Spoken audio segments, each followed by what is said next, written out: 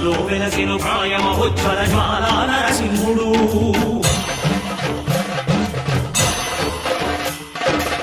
భక్తాభిష్టములన్నీయు తీర్చే లక్ష్మీ నరసింహుడు సుఖ శాంతులను చేకూర్చు శుభయో